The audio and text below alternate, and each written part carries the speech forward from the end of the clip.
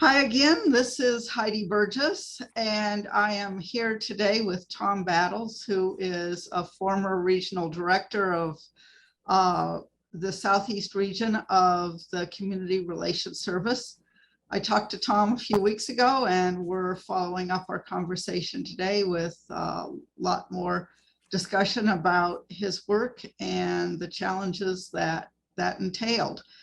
Tom, I'd like to go back and talk a little bit more. And I was asking you when we got interrupted, if you think about the cases where you were the primary person with CRS, would you say that most of those were table-oriented mediations or street-oriented cases like dealing with protests or street violence or that kind of thing?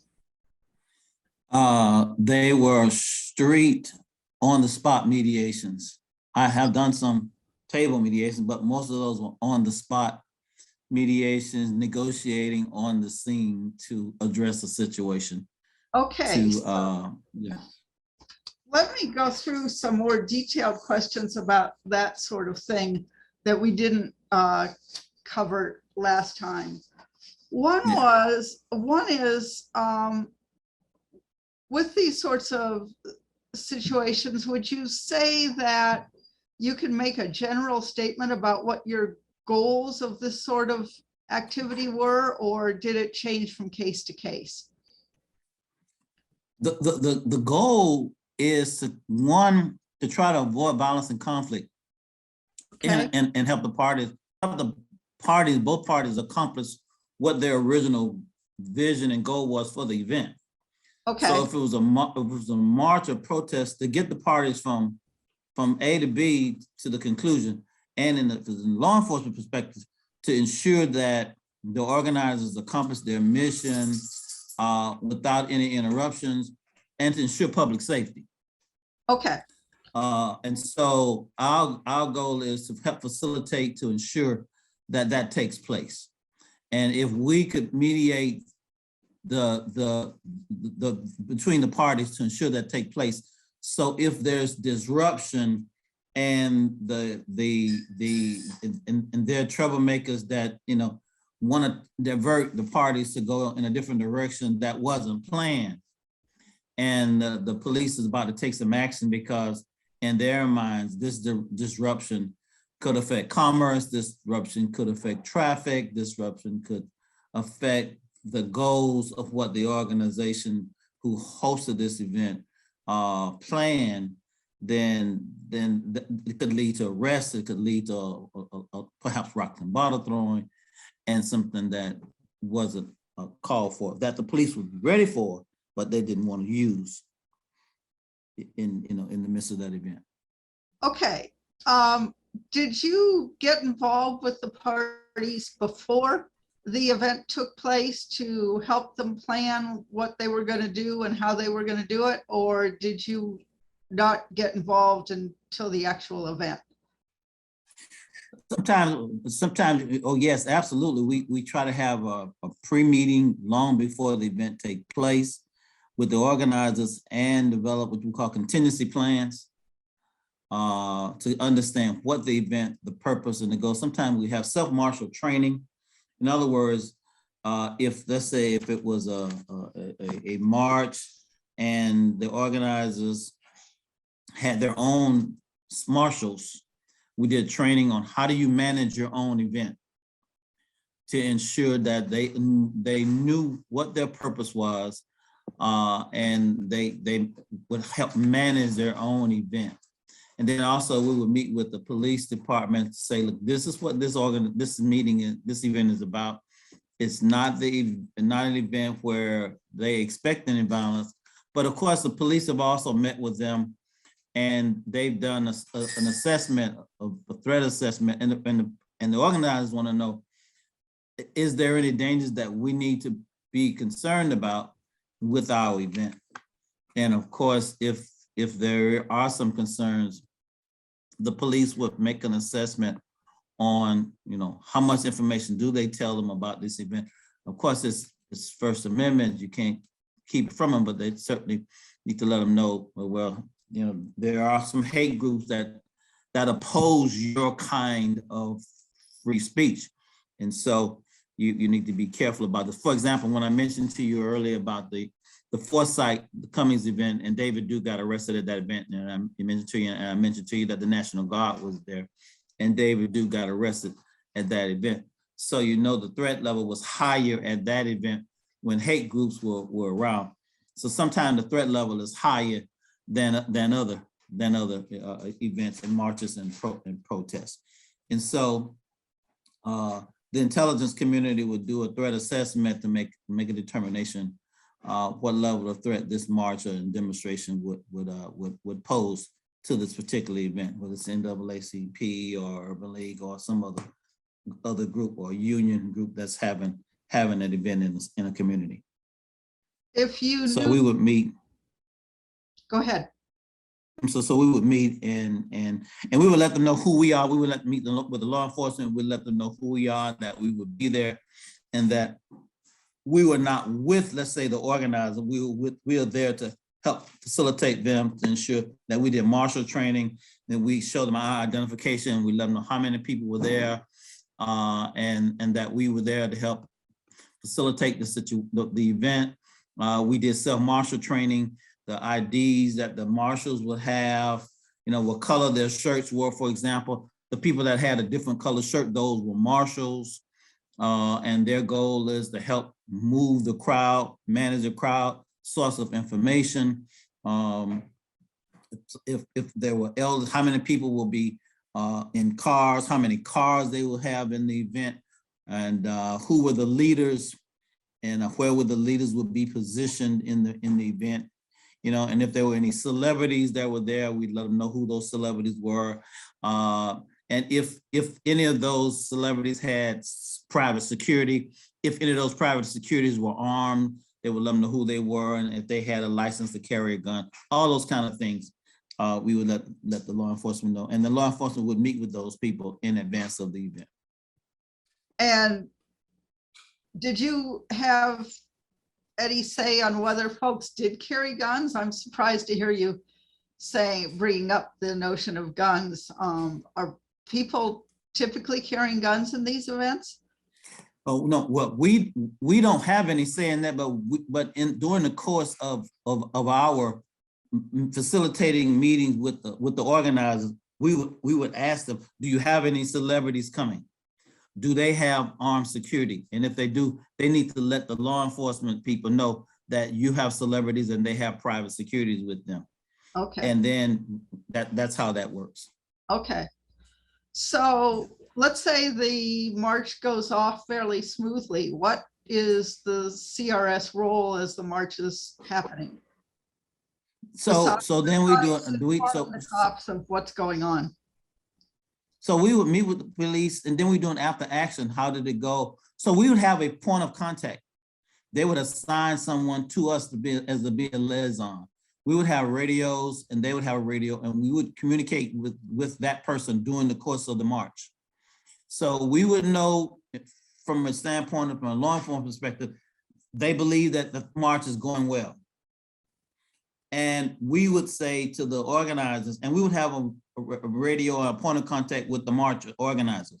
They believe that the march is going well, and we would be observing, and we would assign people at the front of the march, the middle of the march, and at the back of the march.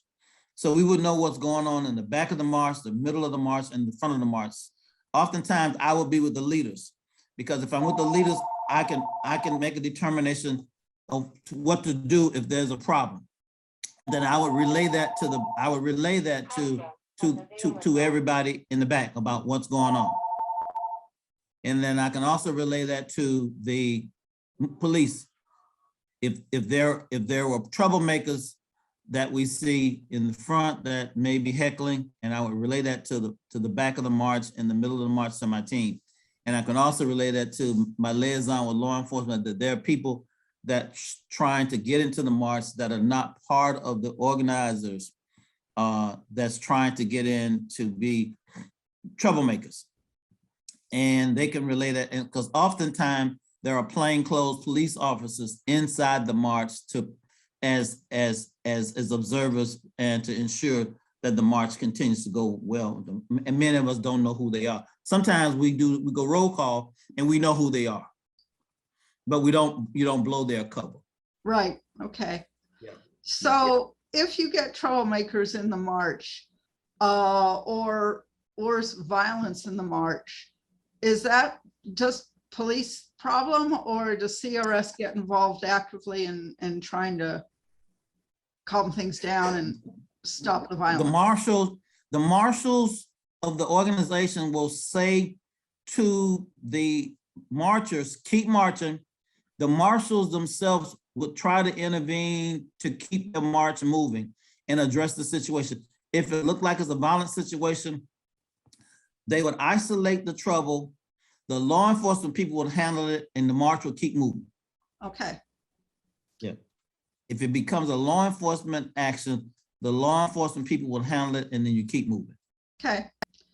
If you know that hate groups like KKK or something are going to be on the outskirts, do you ever talk to them beforehand, deal with them beforehand, try to get an assessment of what they're planning or try to influence what they're planning? It depends on who the case is. If it's one of my staff persons, we have had staff to meet with their leader to get an understanding of who they are and what their mission is. Let's say if they come to town in the center of City Hall and they're planning on meeting, we may make a phone call to them and say, look, you come into City Hall, what time are you coming? How many are you bringing with you? And what's your goal? And we've had those kind of conversations before, yes. And sometimes then we'll meet with, let's say, the NAACP and community groups, church leaders, and say, look, they're coming to town. Sometimes the city leaders would say, look, we'd like for you not to come to counter demonstrate, but if you come, we'd like for it to be peaceful. So the law enforcement then would, and of course, the intelligence unit would meet with them just to determine how many they're bringing in, and they'll discuss what's the best plan for the city. So they'll barricade them up in a place so that nobody can get to them, and they'll stand on the city hall steps and with a microphone, and they'll spew their hate and say whatever they're going to say. And sometimes the community will come out and will counter their protest, but they'll barricade people in and interlocking barricades to keep them from getting to each other. Most times they keep them from getting to each other. Then other times they let them stare each other straight in the face. But it's best to try to keep them from getting to each other. Yeah. Yeah. So, a situation like, if I can say this, a situation like Charlottesville that happened a few years ago. right, I was thinking about that as you were talking. Was probably the worst kind of planning. Do you know whether because they just got. Did CRS get involved at all before that event? Do you know? Yeah, but it was not a major role in it. And the chief had her hands full in that case, Chief Brackney. And that was a real tough case. And so we didn't have a lot to do with that one in Charlottesville. And that went pretty bad. And of course, someone got killed and they ran over this young lady in Charlottesville. Right. But one of the things that I've been wanting to say, I don't know if I would put conciliators now in the streets with those hate kind of situations now as I would, as I was and others were back in the day when I was with CRS. It's a different time now. And the country is just in a different hate, violent kind of mode. And I don't know if I would put conciliators in that kind of situation as I once was, even in riot situation. And I'm one of the few that have been in serious riotous kinds of situations at CRS. I've been on a lot of riots over my time at CRS. I don't know if I would put conciliators in there. I mean, you just look at the young man that just got acquitted from shooting the people in I forgot his name. His name skipped me now. He just got acquitted. And he was walking the streets with his AR-15 and shot a couple of people. Oh, Kyle. Kaya Rittenhouse. That's right. Yeah, I don't know if I would put CRS staff in those kind of riotous situations. I don't know if I put staff in the same kind of situation in Portland, Oregon. This protracted protesting that's been going on for a couple of years now in Portland. And there's just don't seem to be an end to it. The only thing that's helping Portland right now is just the weather, just keeping people off the streets in Portland. Yeah. Thank God for the weather. But there's just no end to it. You can't get people to come to the table in Portland with any sense of reason. And so I just don't know if I would put the conciliators in that kind of situation. As I say, even in South. Are you saying that because you think it's just too dangerous for them, or Yes. that they? Yeah, I just think it's too dangerous now, and I don't think the voice of reason to come to the table to get to yes is a possibility. And you think it was in those kinds of situations? I mean, because you look at this kid Rittenhouse. He came to that situation with an AR-15 in his hand. CRS comes to the table to bring people to the table. He didn't come to come to the table. He came, in my mind, looking for trouble. Right. Even in Texas, when James Byrd was killed, we had time to bring people to the table, and James Byrd got his head decapitated. That's how we got to the Shepard-Byrd Act. And that lasted for over a year, trying to bring people to the table. And you had the Klan and you had the Muslims walking the streets in that town with guns walking the streets. But the people of that town said, we are better than this. We don't want these folk in our town. And they got them out of there, and those folk roll up their sleeves and say, we're sorry this happened, but we're better than this. And we need to come to the table. And they did. They did. And they got recognized for their work of bringing their town together. But in this age, in this day and time we're in, we had people at the highest levels of government promoting hatred. And it's still there. I wouldn't put CRS people in that. That doesn't mean there isn't a role for CRS. I'm just not sure putting them in the streets so early in the aftermath of a shooting to try to calm people down is the right place for them. I think there's a role for them before and maybe after a situation, and there is a place for them, like even in the George Floyd, they were there in George Floyd, but after a certain period of time, then I would put them on the street. But we'd have to really calculate when and how effective can they be. So you said that CRS might have a role before. What would they do? Yeah. I mean, people in Minneapolis didn't know that the George Floyd event was about to happen, but CRS might have had a sense that racial tensions were pretty high in that city.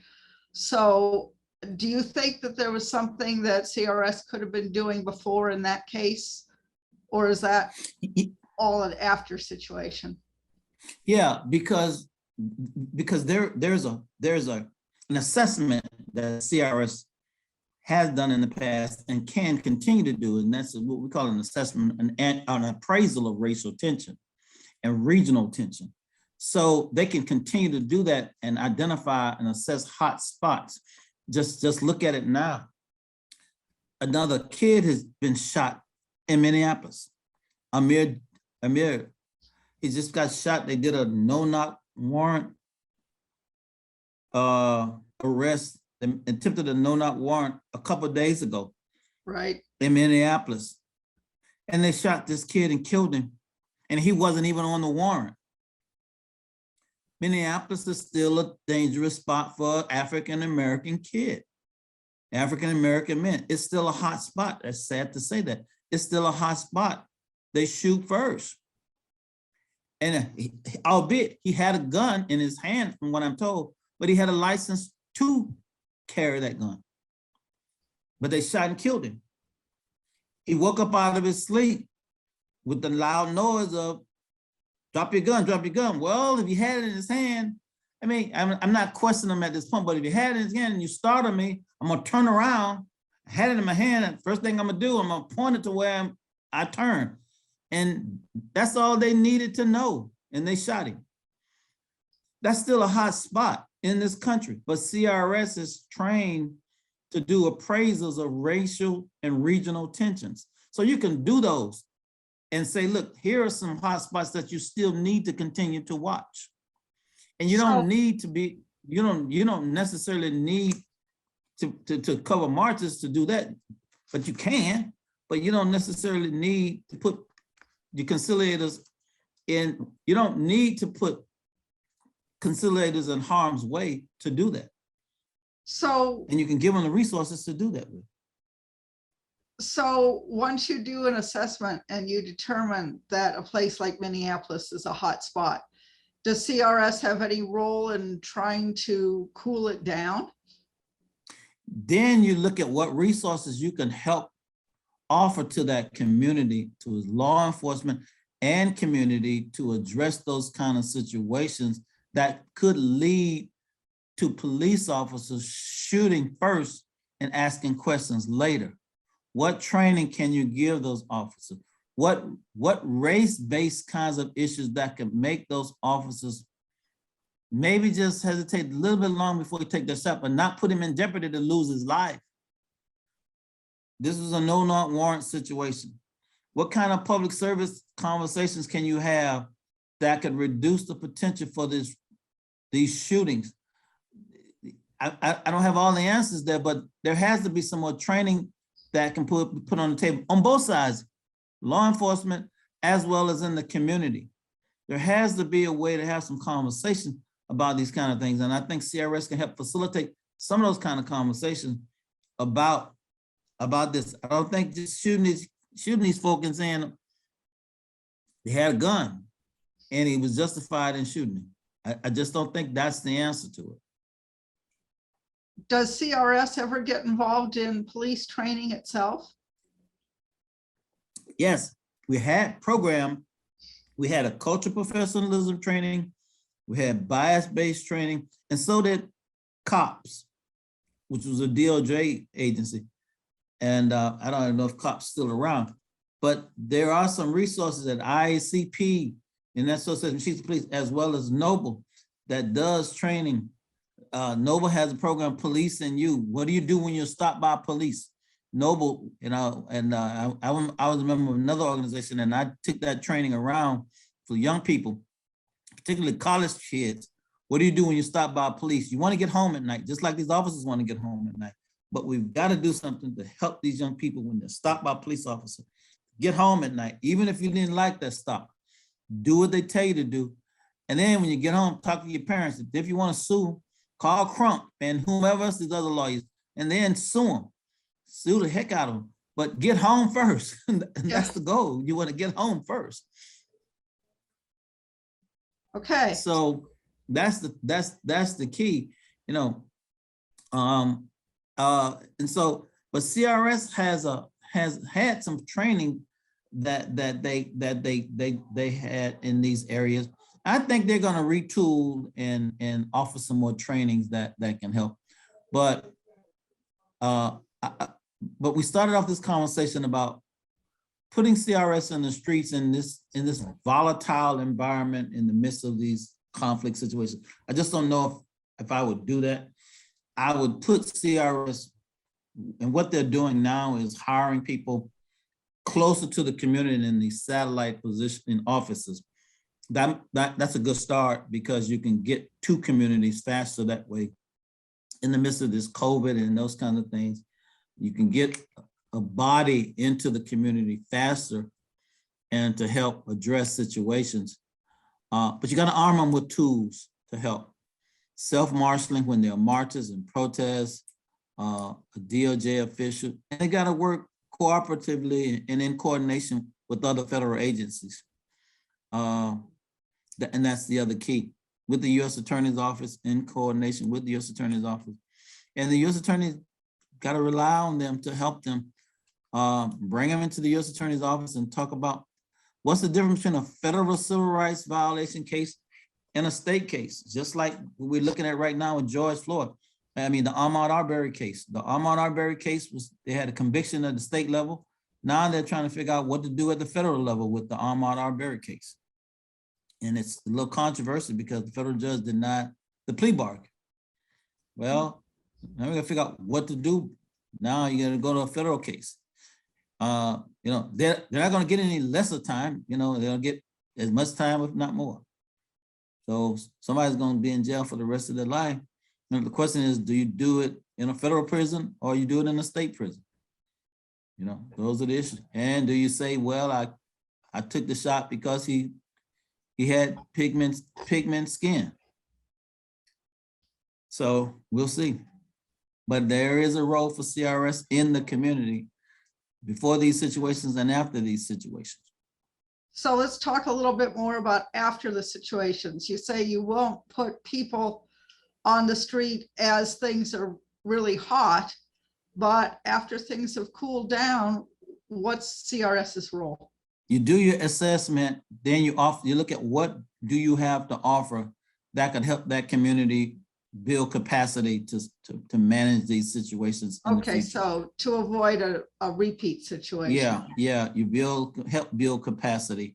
You help bring people to the table. Sometimes they don't want to talk to each other, but they'll talk to you, and then you figure out what can they do, and what can you do to help them to keep this kind of stuff from happening again. Can you facilitate the dialogue?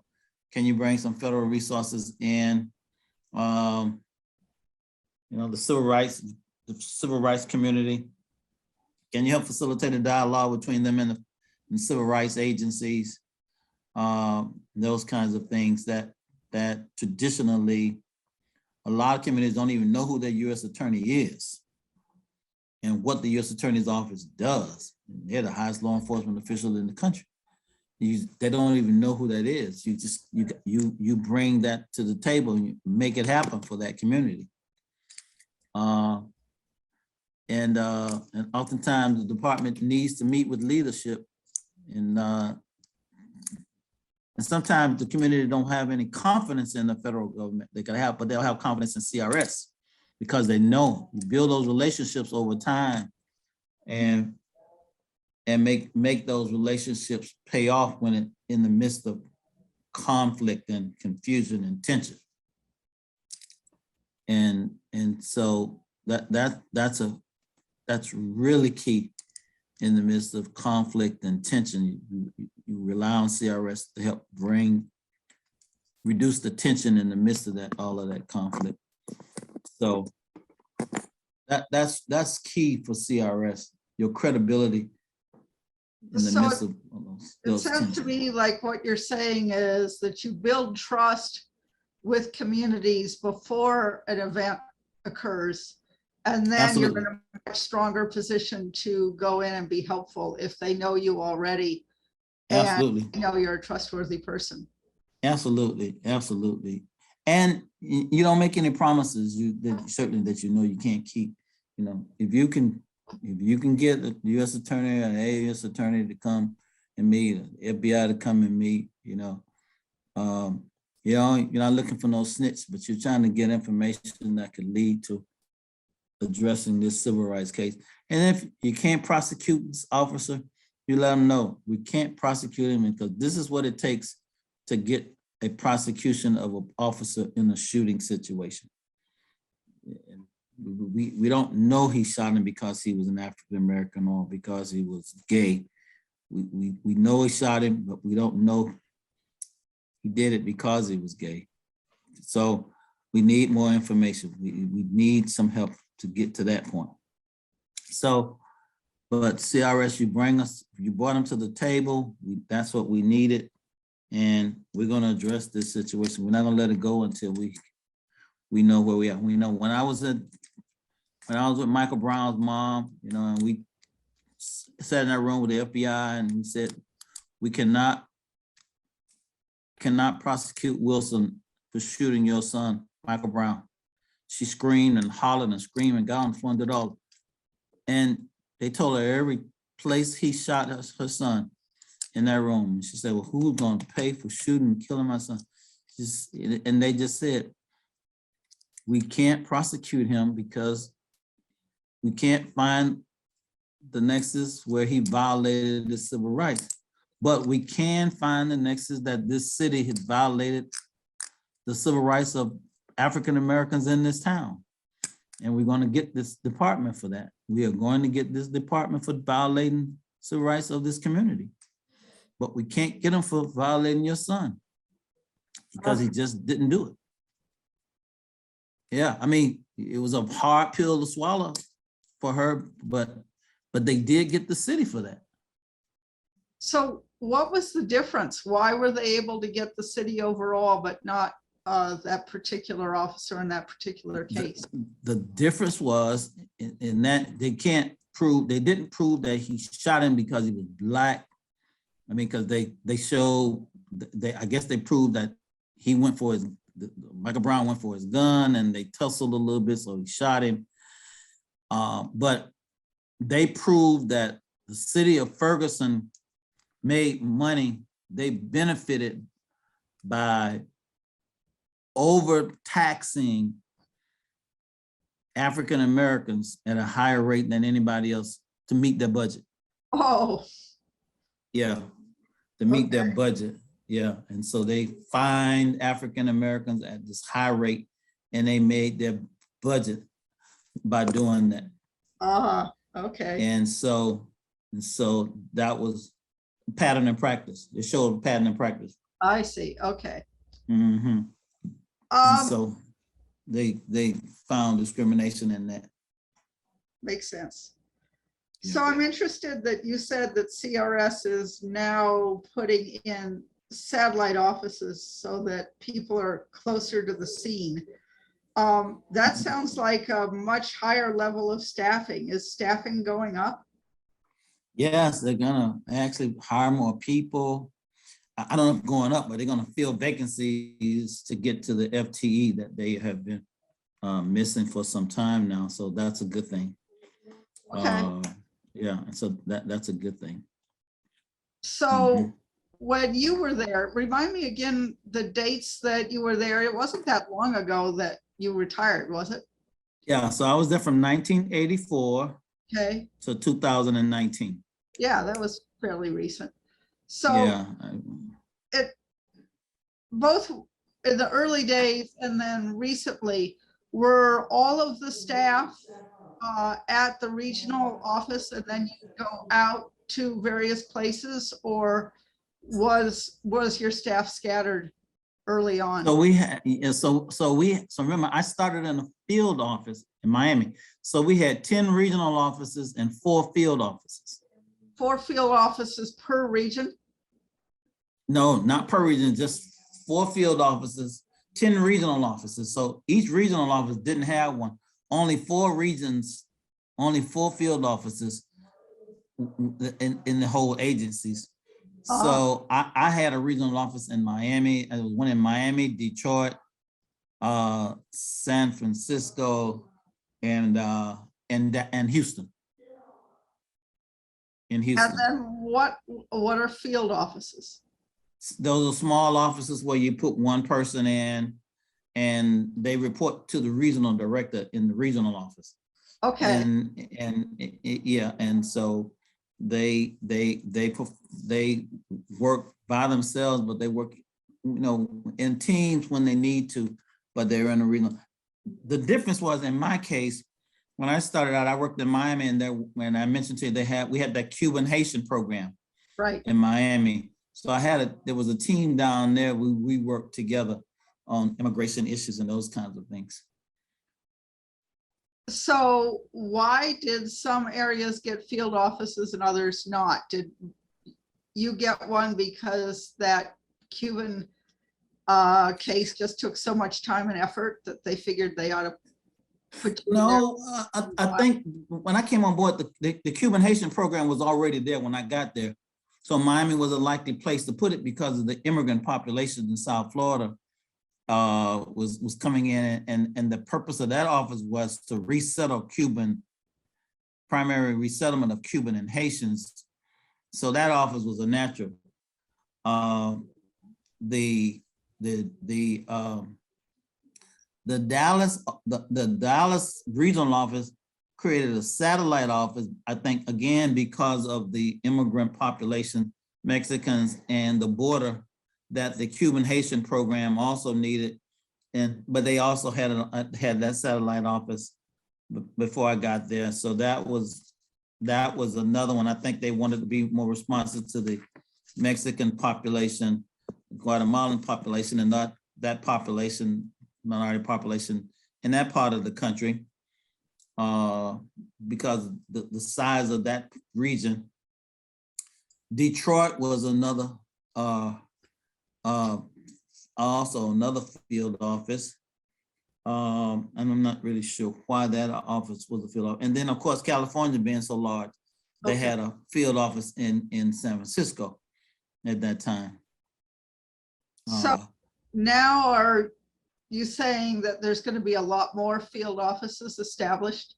Yes, there'll be a lot more field offices, satellite offices in the field. That's the plan as I understand it.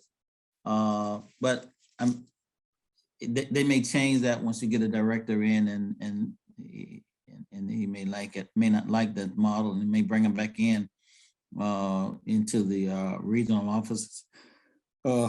As you know, the president has appointed and nominated a new director, and so he has to go through Senate confirmation. So let's hope that he gets confirmed. But one of the things I wanted to also mention to you that we covered during my time, we covered a lot of marches and protests, Selma to Montgomery, riots in Miami. But one of the things that we did, working with other federal agencies, and I think I wanted to, certainly for this oral history, what was it like to work with other federal agencies on cases, particularly on cases, and the three agencies that came to mind was INS, because back in the day it was INS, now Homeland Security, FEMA, particularly during disasters, and the American Red Cross, they come to mind, and the U.S. Attorney's Office, the ones that come to mind, particularly FEMA, because they ran the show during disasters. Whenever a hurricane came, they activate, the president declares the state of emergency, and you activate the Stratford Act, which activates the resources that goes out to communities when a disaster comes. Sometimes CRS will get what you call a mission assignment to work with FEMA and for FEMA. So all of these agencies will come in to FEMA just as one small agency, but when a disaster comes, the organization chart will just mushroom and mushroom and mushroom. These federal agencies come into the table working under the umbrella of FEMA, under what you call these ESF. ESF stands for Emergency Support Functions. That's what ESF stands for. And so we were assigned to the Equal Rights Unit, ERU, Equal Rights Unit. And they were a problem-solving unit. So so they would deal with racial issues and stuff like that. In the early days, we were assigned to what you call the Community Relations Unit. And we helped them in the early years. When I say the early years, the 80s and the 90s, we helped them reorganize that. My experience with FEMA was dealing with Hurricane Andrew, the Northridge. The Hurricane Andrew was like in the early 90s, 90, 91, 92, 93, that time frame. Then the Northridge earthquake, which was in California, and Hurricane Katrina. And then there was some in between that Hurricane Hugo, South Carolina, and others. But I've had some pretty good experiences working hurricanes and disasters with FEMA. And I was mentored by Phil May, who was a regional administrator here. So he's gone on to be with the Lord now, but he was my mentor in FEMA. So I learned a lot from him and worked with him here in Atlanta. FEMA bring in these disaster assistance specialists, and they get paid to work these disasters. And so they would go out into the community, but they have a staff, permanent staff year round that works here in Region 4. So you get to know them over the years and you work with them. And so they'll call you from time to time and say, Tom, what kind of resources you have that we may need you and your staff to come and help us. So for example, they may have a disaster and they may need bilingual assistance and they don't have it. So they'll call us and say, do you have any bilingual assistance that you can let us use? Or do you have any Native Americans that you got that we can use? And so they give us a mission assignment and we give them our staff.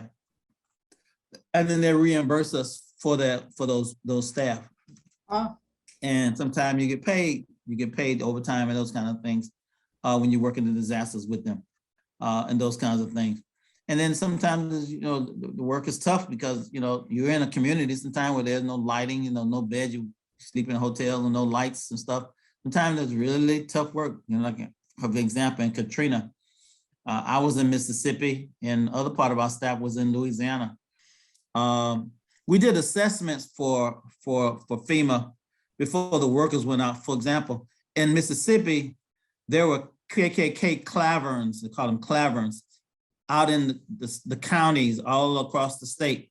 So one of the mission assignments that gave CRS was to go out and do assessments if the Klan was active before the community relations people go out to educate the community about the services of FEMA.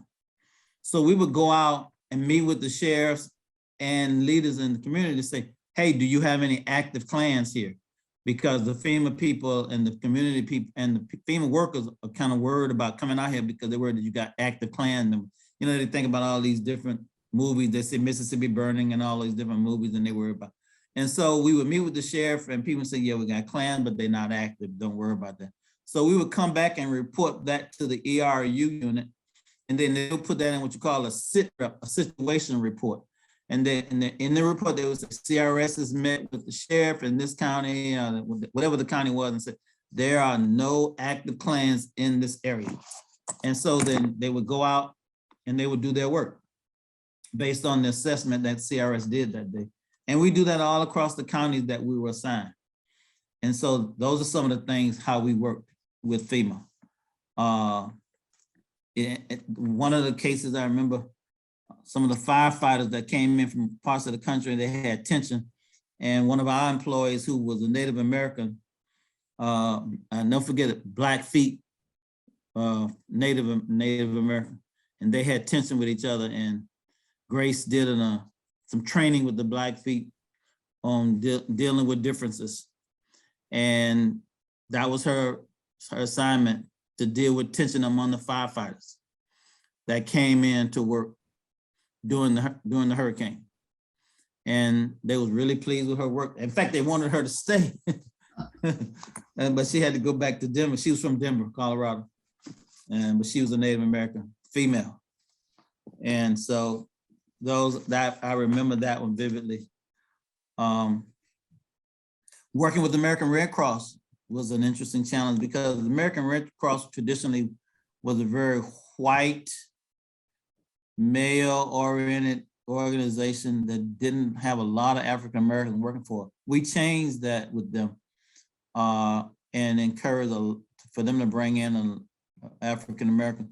They have a lot of African Americans working with and for American Red Cross now, but in the early years that wasn't the case. That was not the case. but they've changed that a lot now.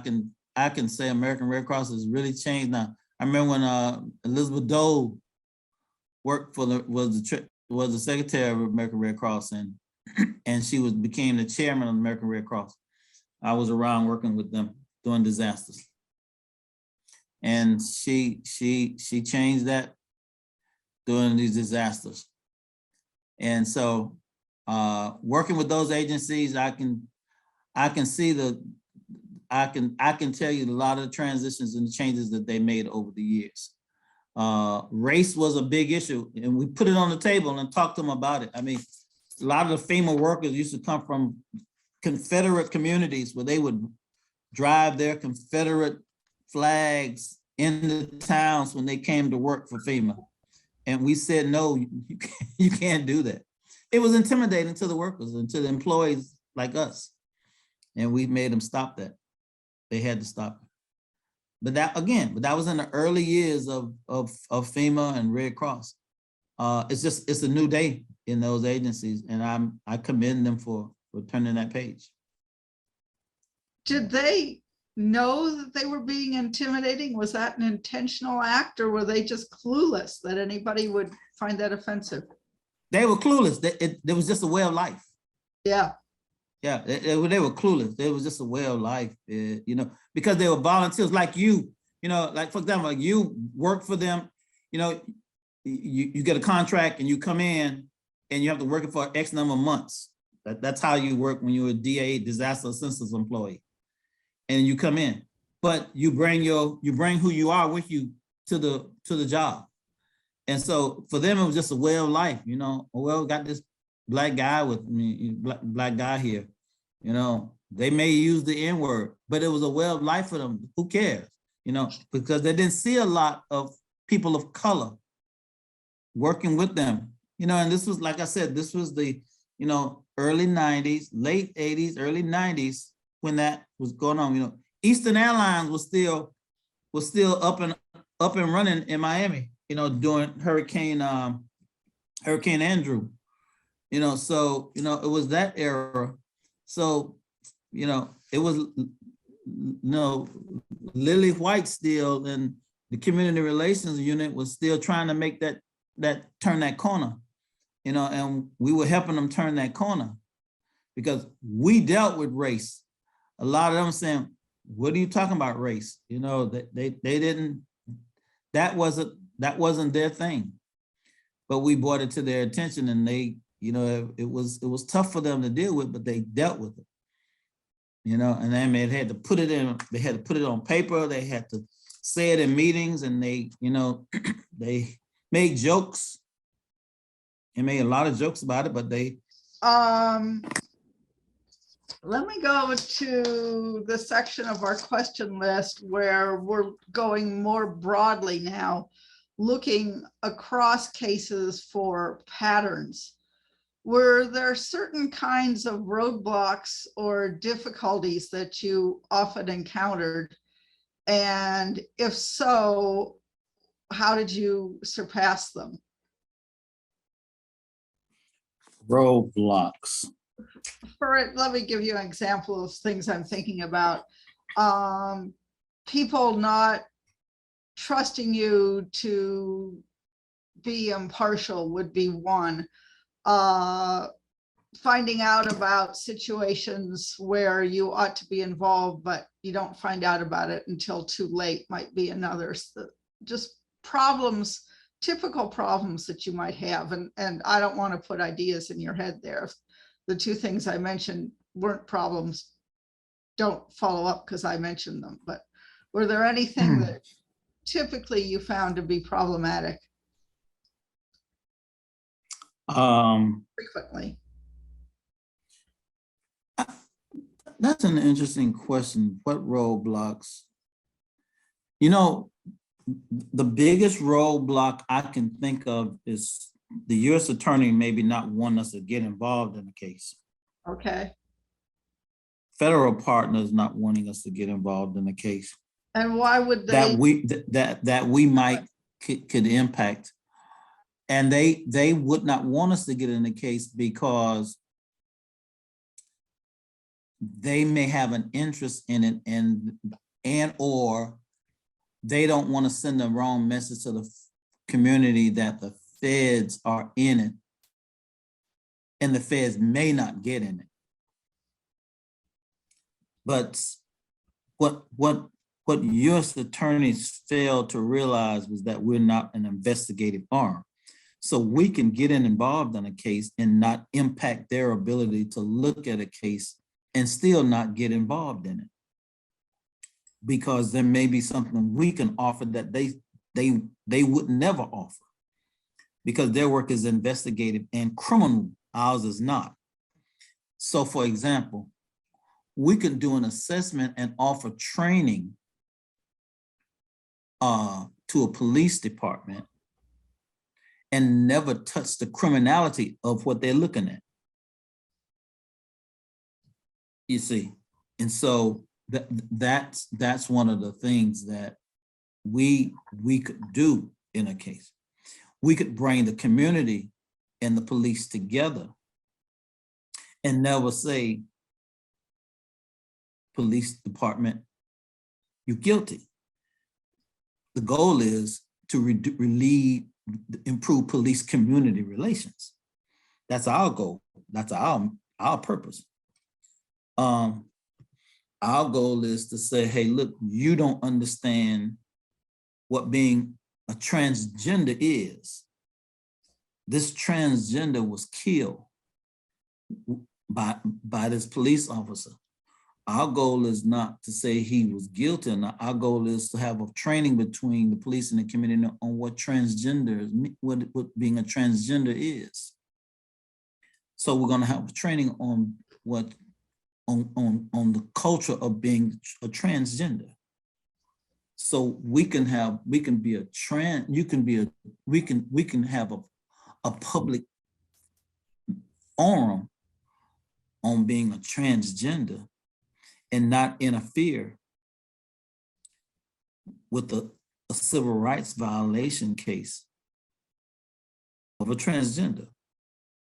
So that's one thought about a roadblock. Okay. What did you do in that case? Did you just explain to them like you just explained to me, and would they go along with it? Or sometimes, yeah, sometimes no, because U.S. attorneys are political people, and most of the time they're thinking about their next appointment, an opportunity to become a judge. So they are very careful about what they allow and they don't allow in their district. do they have the last word, or can you say, sorry, we're going in anyway? Well, sometimes I push the button and I go anyway and wait and see what happens. And here's the point. I had 21 federal districts in my region, so that means that 21 U.S. attorneys that I had to deal with. 21. For example, Florida has 3 federal districts. Atlanta, Georgia has 3 federal districts. That means 3 U.S. attorneys in Florida, 3 U.S. attorneys in Georgia, the southern, middle, and southern district. Each one runs their districts differently. So does Alabama, but on the other hand, Mississippi only had 2. So you deal with them differently. Do you try to meet with them earlier to build up that trust the same way you do with communities? Yeah, I try to meet with all my U.S. attorneys to build relationships and rapport with them. Probably my best relationships I had with those in Florida, because they didn't feel intimidated and they didn't feel threatened by our work, because race, was the issue. And they had staff that worked with us. So they got advice from their staff in terms of working with us. And their staff worked with us, and so they sort of kept an eye on us, if you will, working with us and reported back to the U.S. attorneys. And some of their staff were much older, like the LECC coordinator, law enforcement coordinator. So they didn't beat the bushes and get in the trenches with us. So when the folk got killed, for example, at the club in Orlando, the infamous gay club, and Right. all those people got killed in Orlando. That was a big deal. It was a big case. We worked real closely with the U.S. Attorney's Office, the ATF, and all those federal agencies. But we were right in the middle of that case with them. What was Right. CRS's role in that case? We got with the community, we facilitated meetings with the community, with the gay community, and educated them about the gay community and what their needs were and what the needs were going to be throughout that whole situation. I had a couple of friends that was in that club that night. And we had meetings with them. There was really an educational experience for a lot of people. So A mother was killed. A mother was killed in that club that night with her son, celebrating a birthday. Everybody in the club that night wasn't gay. And we had to educate the community about that. And so we had forums to say that to the community. Everybody in that club, it was a place of a destination place in Orlando, because Orlando's a tourist spot. So everybody in the club wasn't gay. It was the place to go to the party to have fun. So everybody in the club wasn't gay. And so you had to explain that to people, educate them. Because I was in there doesn't mean that I'm gay. I was there to have fun. I knew people in the club. I wasn't there, but I'm just saying that's what we had to help educate the community about. So we had these forums and meetings to educate. So we had forums in different places around the city about that. So what were you trying to educate them about besides who was there? That everybody who was attending the club wasn't gay. But if they weren't, it's okay that they were. And that it's not something to be frowned on because they were. And that you should honor and celebrate the lives of the people, not the fact that they were gay, but the fact that they were just human beings. Okay. A mother was with her son and she got killed with her child. Those are the kinds of things that we were doing, educating the community about celebrating life, not the fact that they were gay, just celebrating life. And that the LGBTQ community are human beings. They're not just freaks or queers and those kind of things. And so it brought the reality of them being human beings. Okay. Yeah. What about your working with the media? Was the media helpful to you, a hindrance, not there too much? Because, our policy is not to speak to the media, not to give interviews. So we never could give it. So when you're on location, you may say who you are and that's it, but you don't give an interview and you say you're not authorized to speak to the media. So we would refer the media to someone in Washington to actually talk about the work of CRS. So we didn't spend a lot of time talking to the media about the work of CRS. Perhaps that's so others, community could, but we couldn't. And sometimes the community would be positive about the work of CRS. Did the media ever inflame situations so that they got harder for you to control? No. I've had situations where I've had friends in the media and they tried to slant the story to say, this is a good agency. You ought to support them in a way that to give them the kind of resources they need to help this country do what it can do in the area of race relations. Yeah. Are And you, then I've had people to be critical of our work, particularly my work, and question our neutrality, my neutrality, that I've been very disappointed in them for doing that. But that comes with the territory.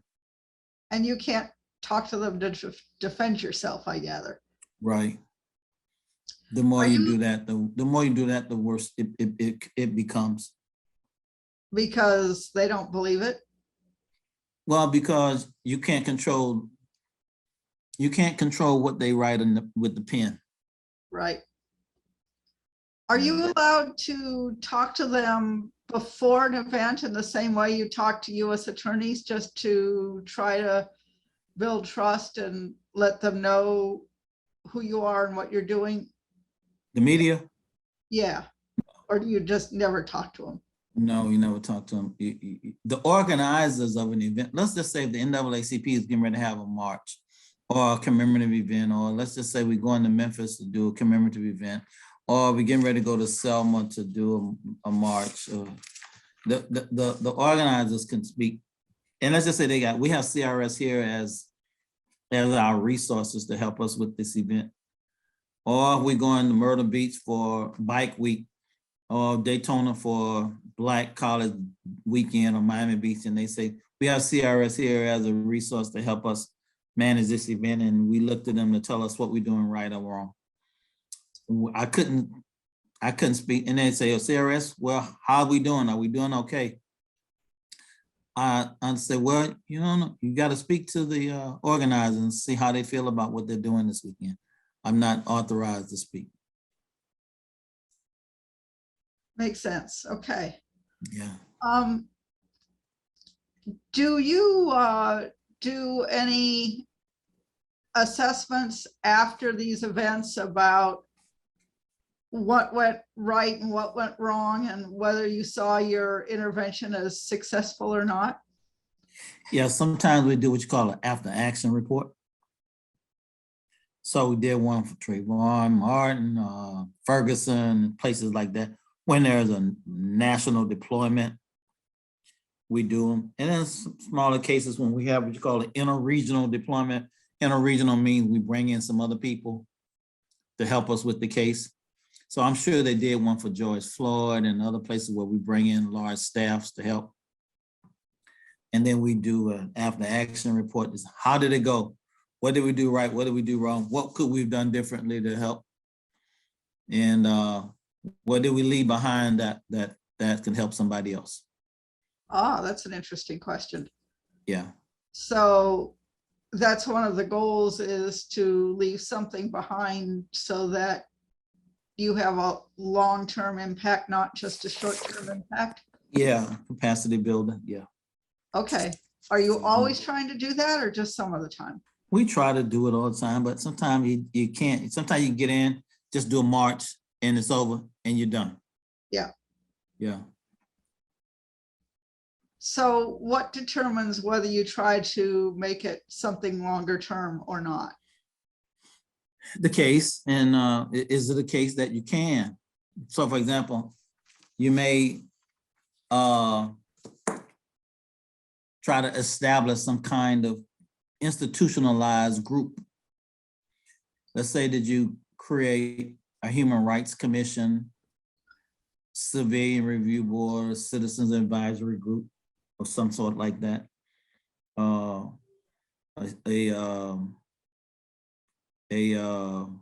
self-marshaling group,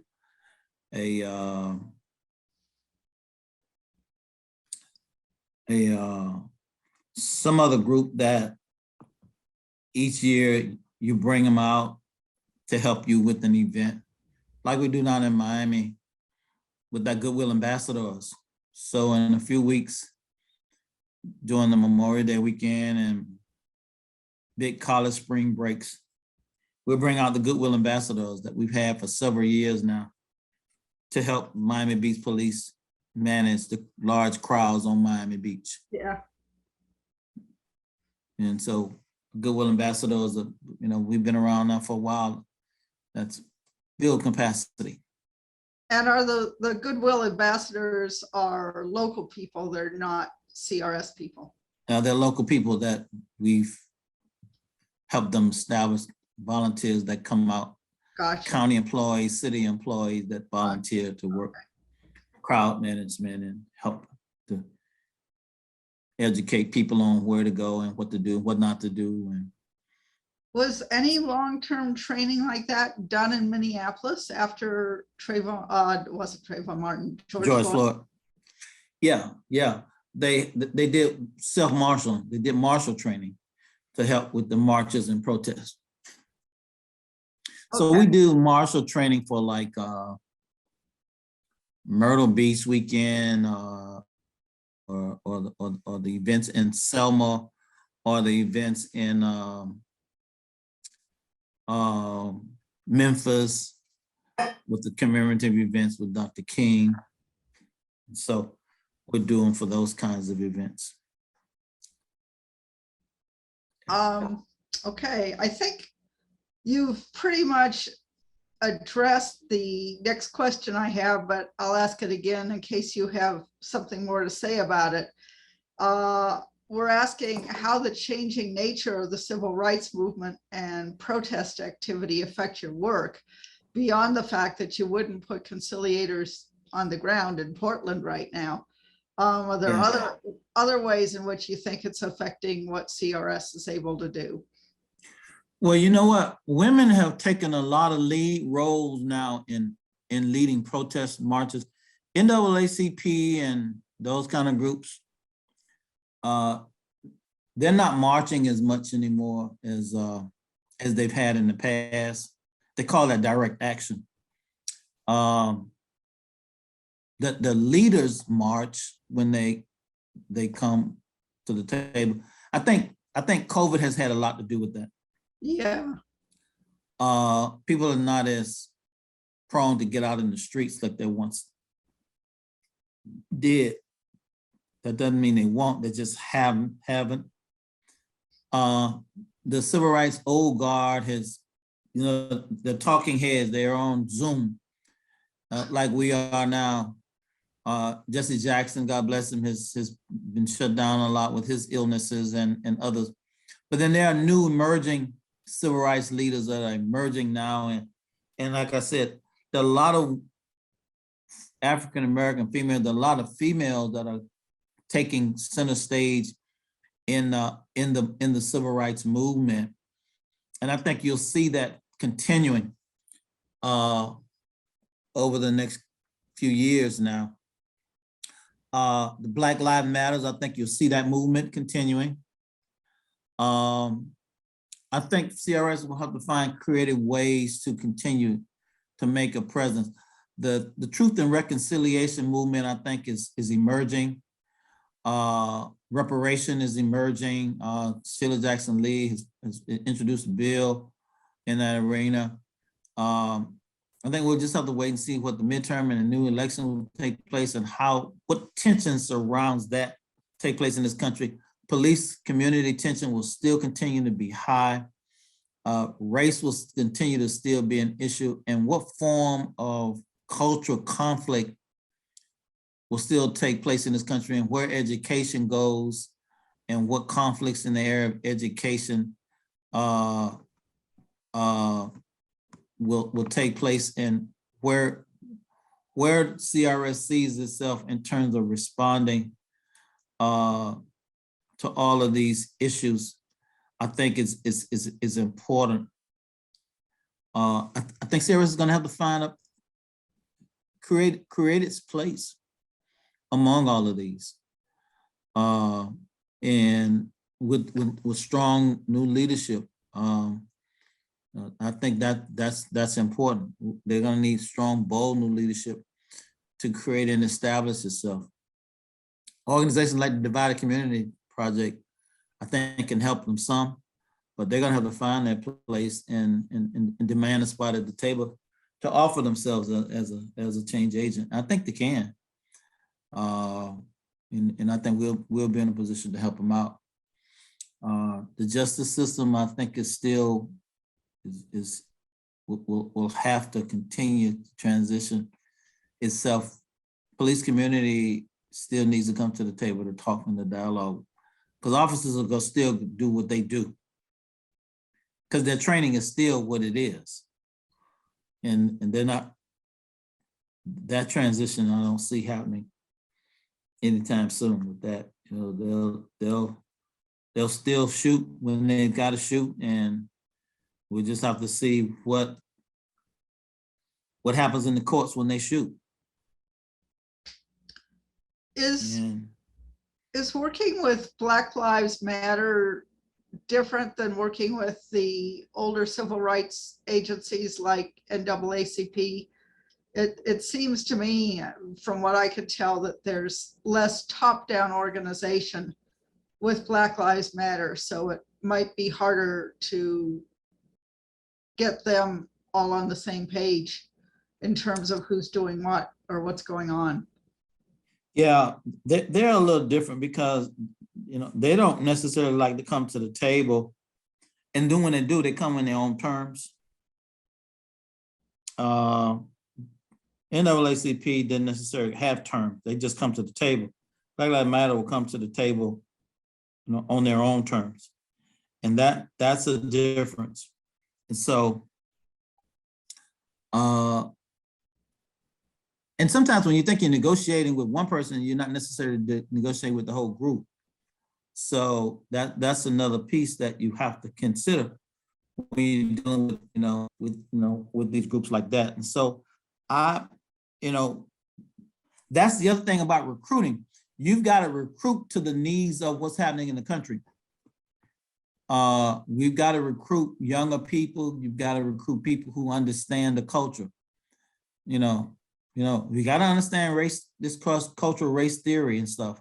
You got to recruit people that understand that. And when it's time to have that kind of conversation, you need people in CRS who understands that too, also, and be able to have that kind of conversation in the intelligentsia that's out there when it's time to have that kind of conversation.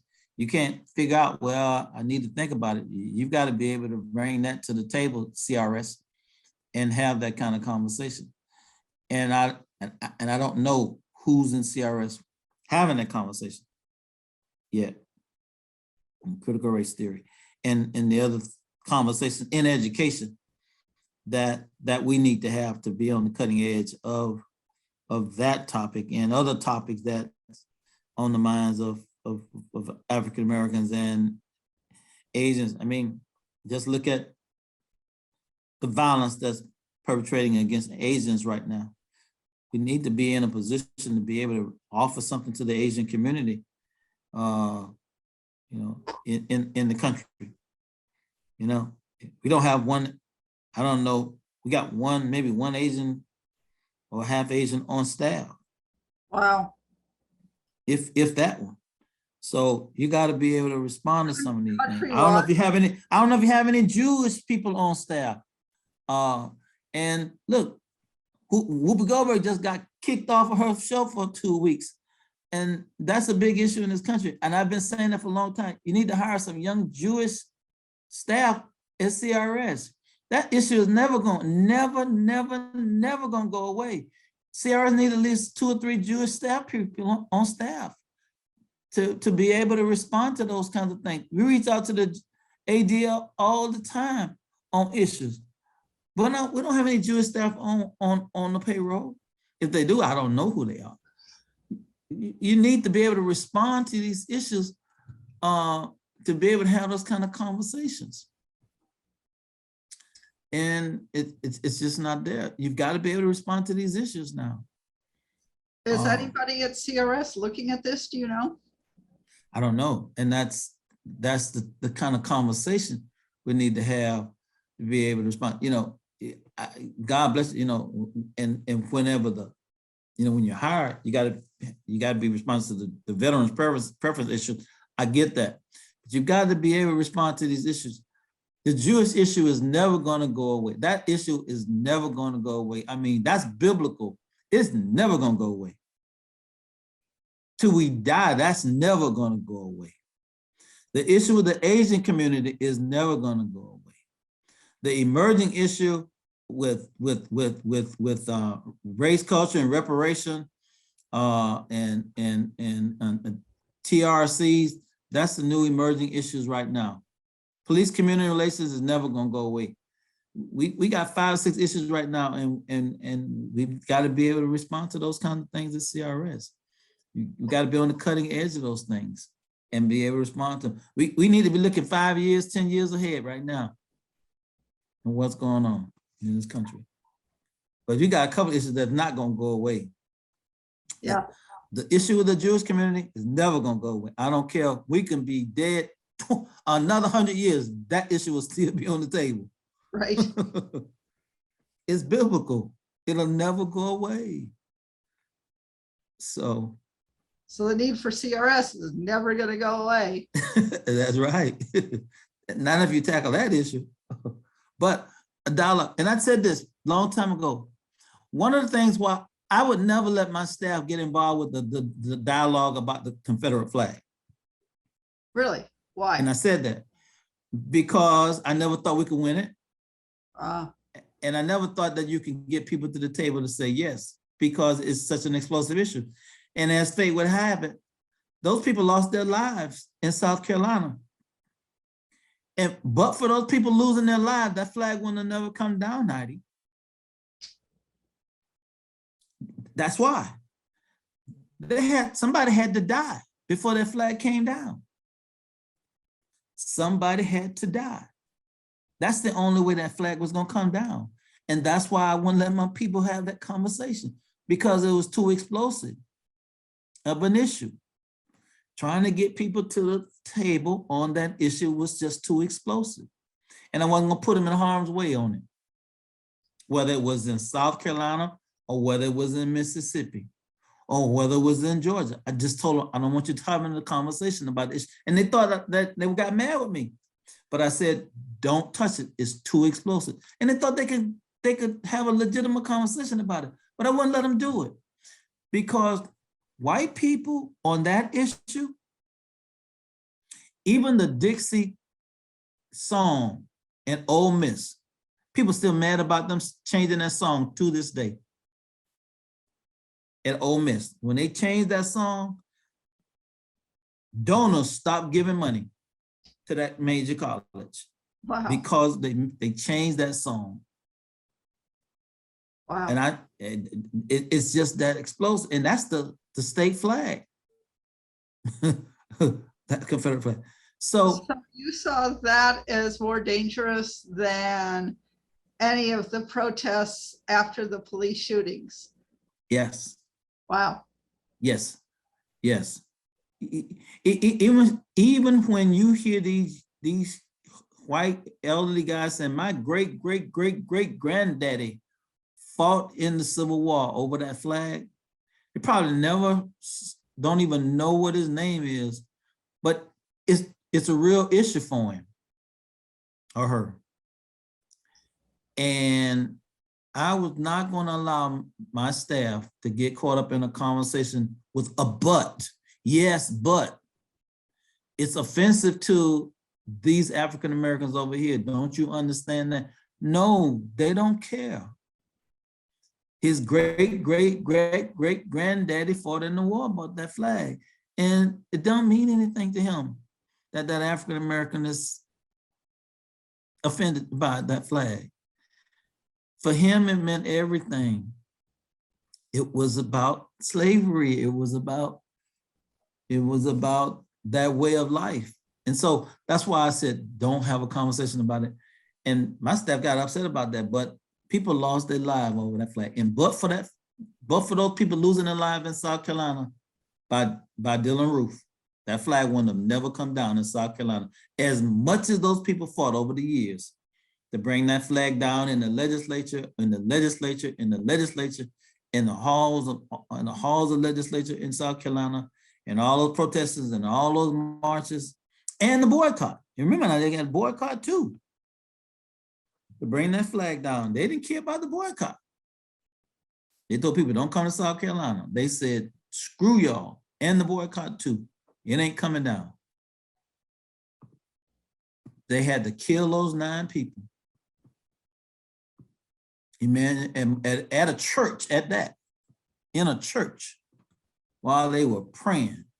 So it is hatred runs that deep, Heidi. So that's why I wouldn't let my people conversate about that flag, because it was that deep. Oh, And it would have never come down had they not died.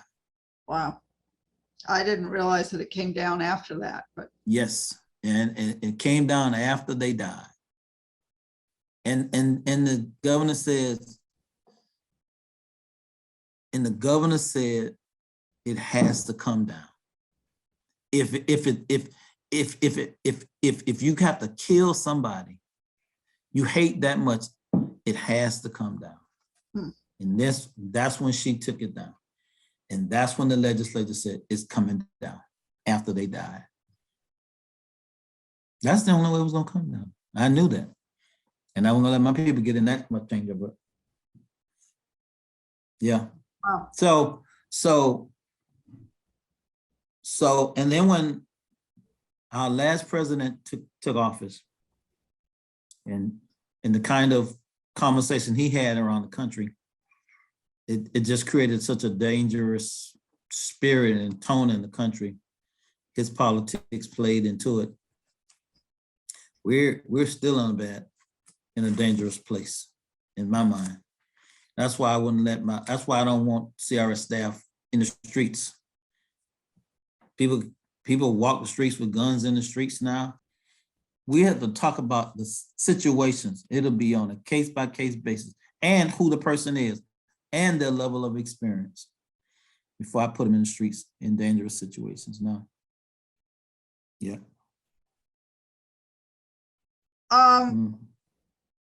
So what do you do when you're working and you're working with folks who aren't interested in negotiating with the other side? You said sometimes folks won't even meet with the other side because they want justice. They don't want to negotiate anything short of that. I was thinking when you were saying that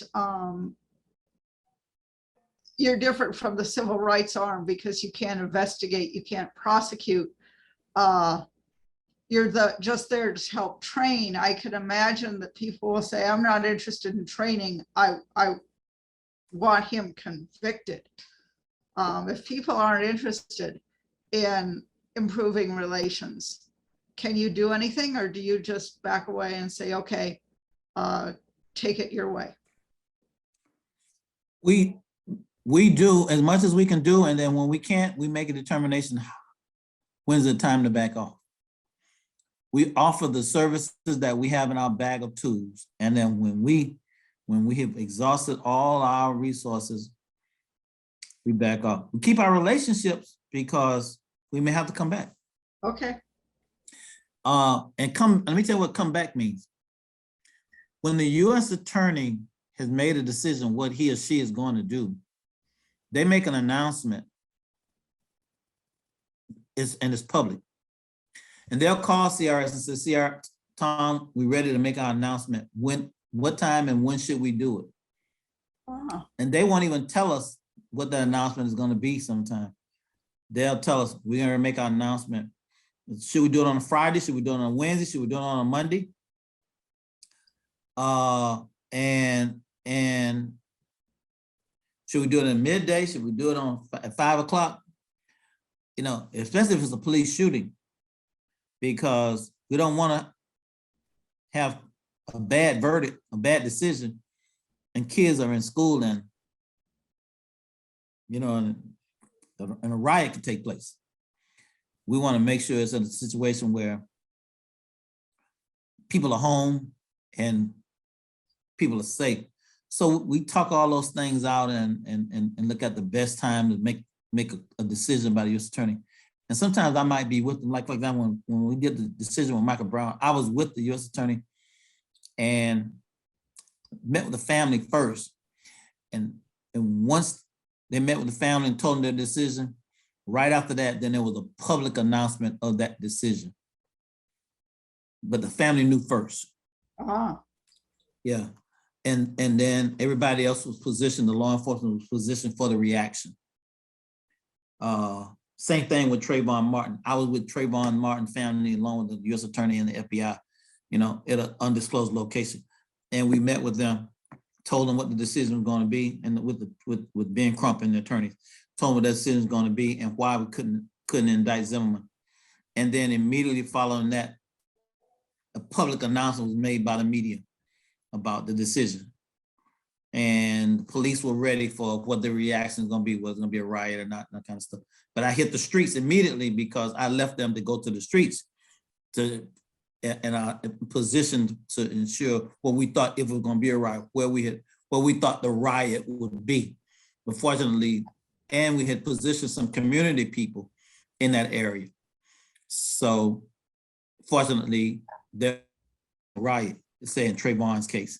So when kids came out to the street, they saw leaders and there were no rocks and bottles.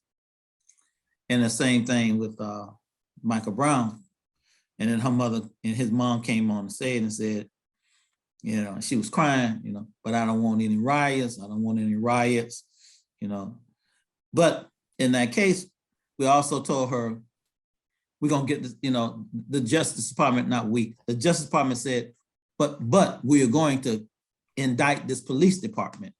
So this is not over yet. We think we can indict this police department. So in CRS case, it's a matter of knowing when we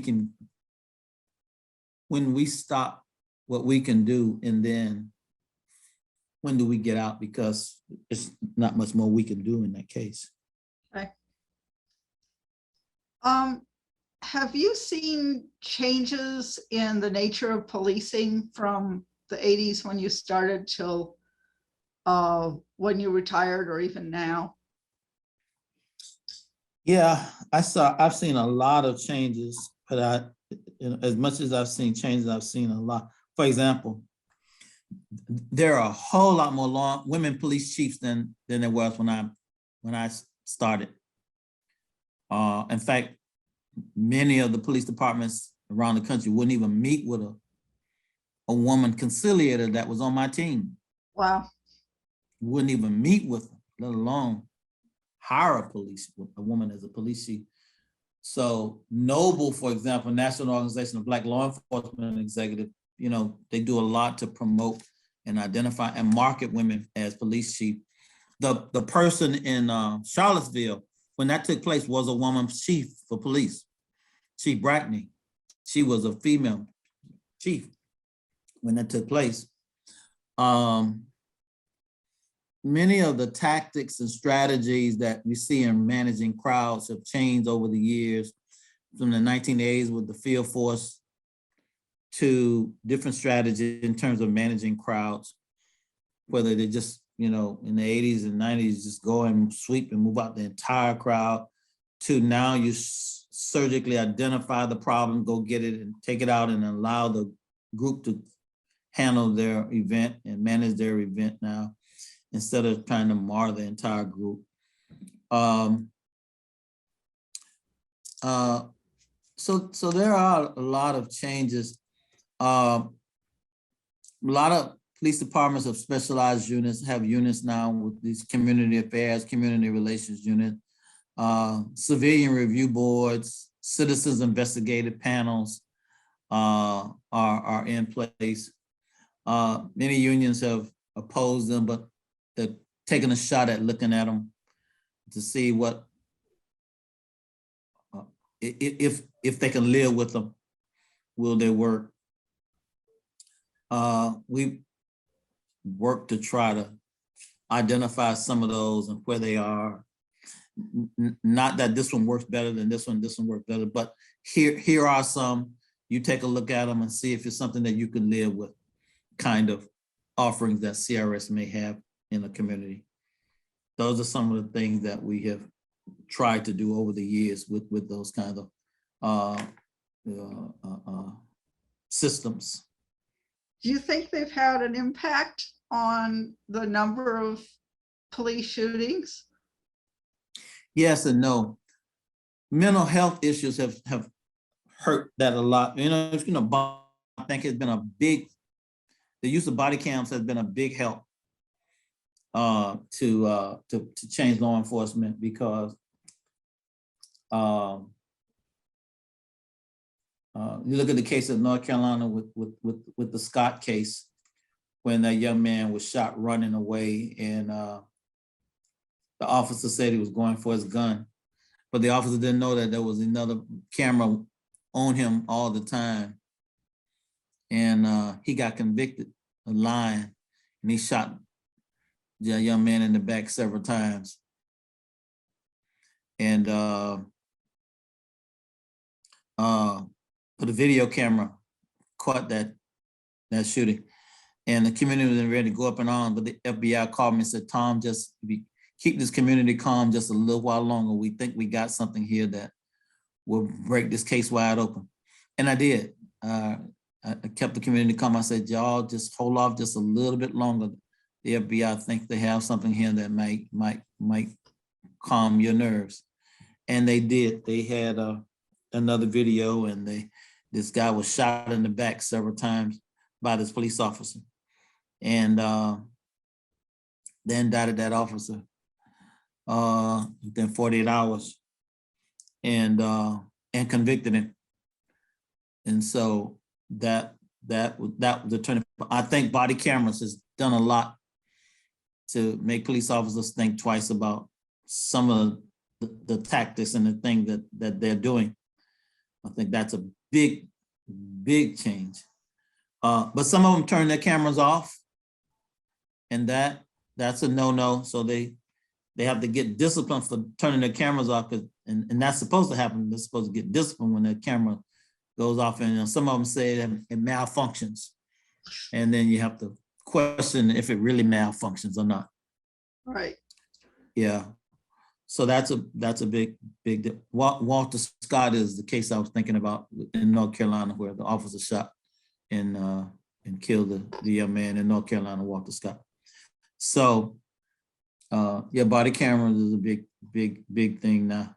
You know, the Breonna Taylors of the world is, you know, sad case where they go in and shoot this young lady in her house multiple times when that shouldn't have happened at a no knock warrant, you know. And that's what happened to this young man in Minneapolis, this Amir Johnson a few days ago. And he was not even on the warrant that they were looking for. I think they were looking for his cousin or somebody else. So, and you can see the video in that. That's you know, that's been another change. Another case I wanted to mention to you that was interesting that I worked. I was fortunate enough to lead the operation of the Republican National Convention and the Democratic National Convention. So those cases are cases of national significance. This era of CRS, this group didn't get a chance to work that closely with the RNC and the DNC under the Trump administration, but I did. Ron and I worked in Tampa with the Republican convention, and in Charlotte, the Democratic convention. And then I worked the Olympics in Atlanta, where the bomb took place in Atlanta when the Olympics were here. And now those cases of national significance where you work with the Secret Service, who controls the entire security issues around that. And so our role was to work the marches and the protests, those that were of jurisdiction. So we worked with the local police to cover the marches and protests. And we had great experiences working the various jurisdictional issues, LGBT issues, civil rights issues related to housing, and all those and they're very high profile type marches and protests. They give you a time to march, and you march those issues, then you go in the First Amendment zone, and then they turn the mic on and you march for a protest for a period of time, and then they turn the mic off when your time is up. And sometimes when you do a roving march, when you're walking somewhere, a lot of times the anarchists or the people who march and want to change the route. on the spot. And that's when we do on-the-site mediation. They may want to go, the march is scheduled to go make a left turn, and then the anarchists or the protesters want to turn right. And turning right could impede traffic because they directed the traffic right to keep it from interfering with the march. And the protesters want to go right, so they want to go and impede traffic and want to sit down in front of the traffic. And so that happened to us in Tampa.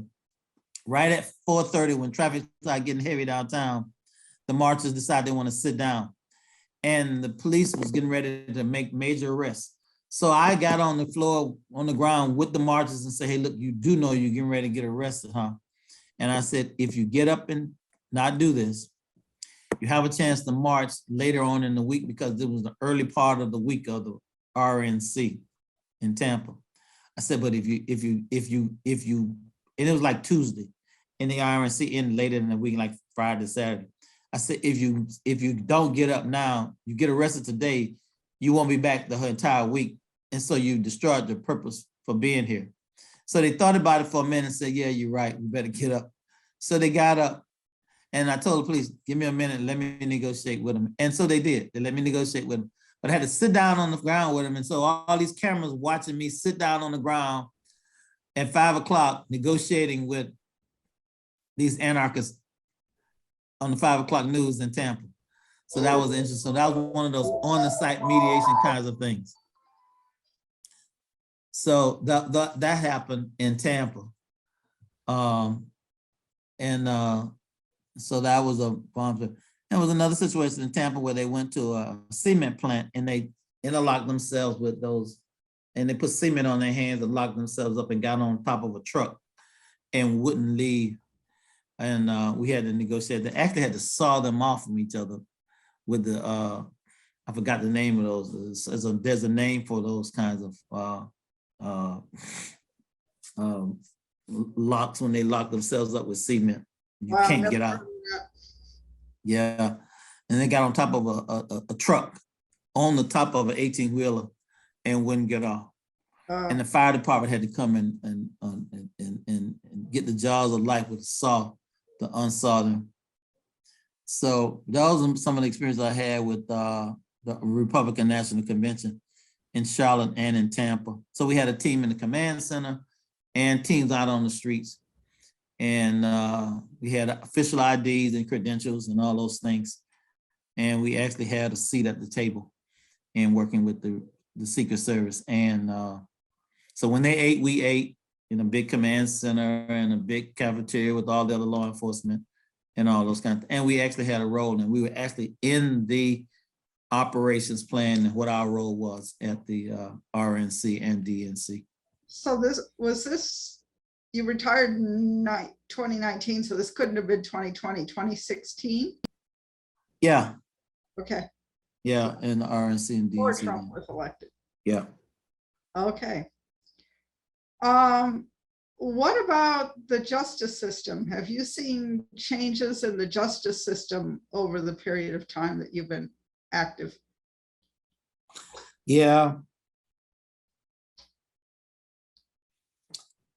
The justice system, I tell you, there's been a lot of work to deal with unfair incarceration in that sense.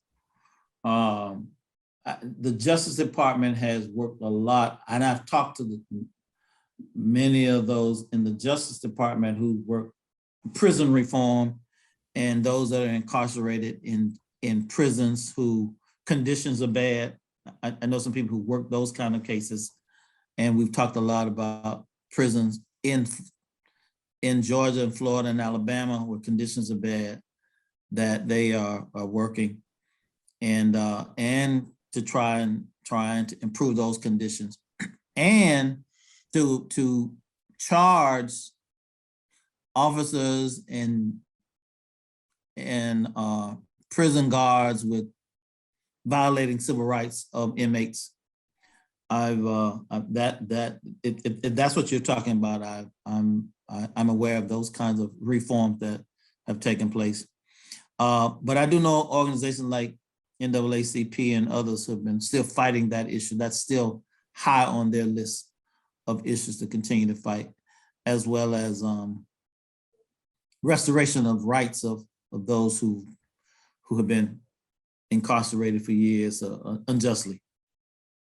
But those are issues for the most part that CRS has not really engaged or got involved in. Okay, that was my question. Yeah. So- I know about those issues because I just travel some of the circles of those people, and I just talk to DOJ officials that I do know that are engaged in those issues, because those issues are important to me. And so I talk to those in DOJ that work some of those kinds of cases, as well as I know those are issues on the NAACP's plate. What about changes in the education system? Well, you know, some of the priorities of CRS is in education, DOJ, and general community relations. So we try to stay involved in educational issues where race is an issue, not necessarily desegregation conflicts. And then in the early years of CRS, we did get involved in some cases where the judge maintained jurisdiction over some desegregation cases that CRS was involved in the early years of our existence, where tension was still high and they had desegregation as an issue in it. And our part was just deal with the community reaction and community relations implications of, but we deal now in education with trying to deal with conflict in schools. And so we had this spirit program that we've had for years, dealing with differences in schools. And so I assume we still have that program, and it's worked a lot to help kids deal with difference. You know, kids traditionally are mean to each other when they have issues, but you know, in short order, they hook back up with each other and they have fun. But you know, they'll go to each other's house and they'll forget about the fight. They'll play with each other. But nowadays, it's a different kind of situation with a lot of these kids. So we talk to them about hate. You know, we at one time we used to do a program with the ADL and deal with the world of difference. In Miami, I used to work with them on this program called the World of Difference, to talk about differences. We partner in the Dade County school system, which is a huge school system in the country. Race is something that a lot of schools deny that they have problems in that area. But now I think they're coming to the reality that it's something that it's not something that they need to hide. But this code race theory issue is, I mean, I don't know how they running away from it and why they're running away from it. But you know, we have a lot of kids in schools, for example, LGBT, they don't know how to come out to their parents, but they come out in school, but they don't come out in parents. We have programs that we work with schools and to talk about that issue and how to deal with that, with GLSEN and other groups that help parents deal with their children that want to come out and don't know how to do it. So those are some of the ways we focus on education and deal with education in schools, in terms of how to deal with the conflict. You know, I think we should partner more with the Department of Education on some of these issues, as a natural partner in terms of accessing schools and accessing children to deal with some of these tough issues.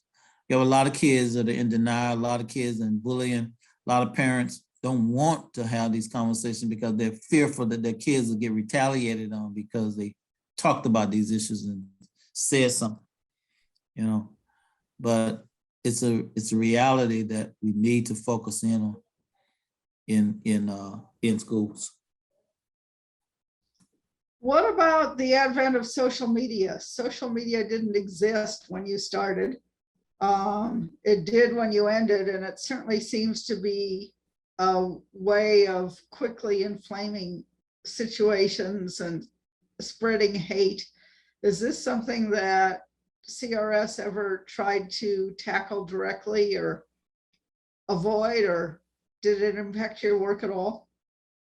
Social media is here to stay, and CRS need to develop a social media platform that tells its story and helps shape its story in the media. However, we can do that within the limitations of being in the media, and market itself and who we are. I think that's the key. How do you market in this new age of social media and stay relevant? I think we got to figure out how to do that. Is that something that CRS is doing now?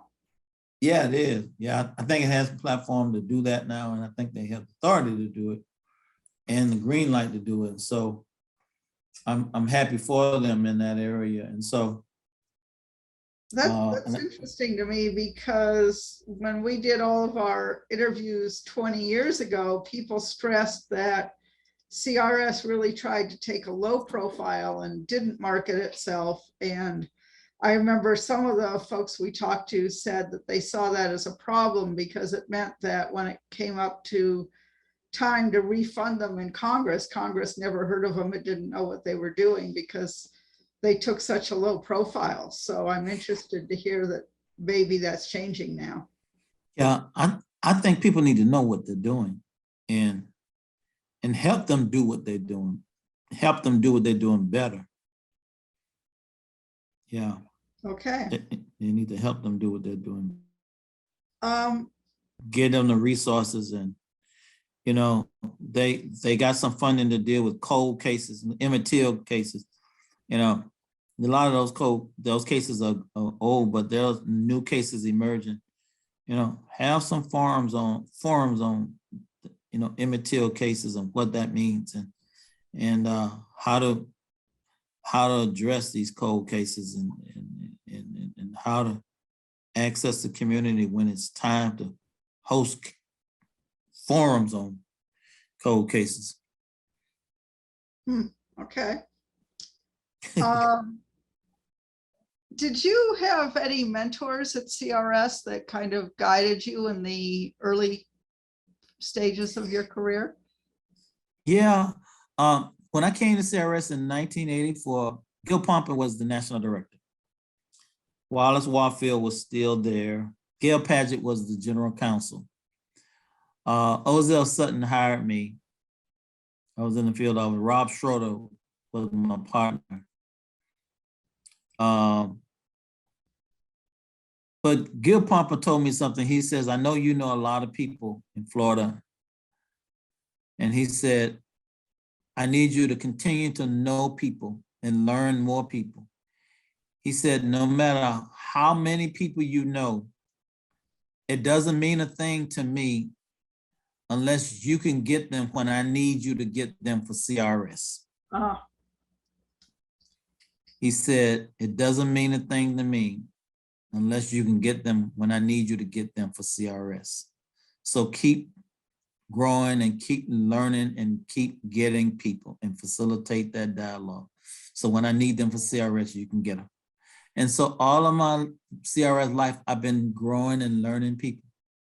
And when they need them, when he needed them for CRS, I was getting them for CRS. And so that's how I worked my Rolodex for CRS. And I always kept that.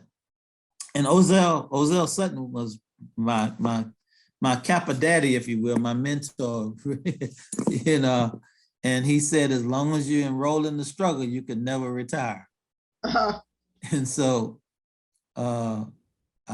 he said, don't ever think about that. You just keep working. And I did, and just keep working. And there was a passage in the Bible that it was Micah. He loved Micah. And he's just said he has shown you what is required of you, old man, to do justly, to love mercy, and to walk humbly with your God. And that's what we did. Do justly, to love mercy, and to walk humbly with your God.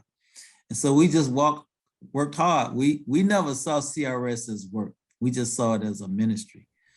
So we just worked. We didn't care how long the hours were. It wasn't an 8 to 5 for us. It was just hard work. It was just work. We just saw it as helping people who needed help. I mean, race was an issue. And here's the other thing about that, Heidi. Race is a tough issue for people to talk about and deal with. And we used to say this among police officers all the time, to talk about, and white people. Race was a tough issue for people to talk about. But for us, race comes out of our mouth like it's water. Right. So it was easy for us to talk about race. And so when we talked about race, people would get red in the face. But for us, we earn our living talking about race. So we tried to make them feel comfortable with it and say, look, it's okay to have these racial differences and feelings. You just got to know where to place them. Now, it's not going to always be like this, so you got to learn how to change where you are. Now, you're this way now, but it's not going to always be like this. You've got to figure out where to place this energy you have of hatred. And we used to have those kind of conversations with police and people in communities and at City Hall sometimes. Because if change is going to come, it had to start with the person we were talking with. So we said, now you got to go home and have this conversation at home, and you got to come back because you're running this city. And you got to be a city leader for everybody in this community, not just for white folk. You got to be a city leader for Black folk back in these woods too.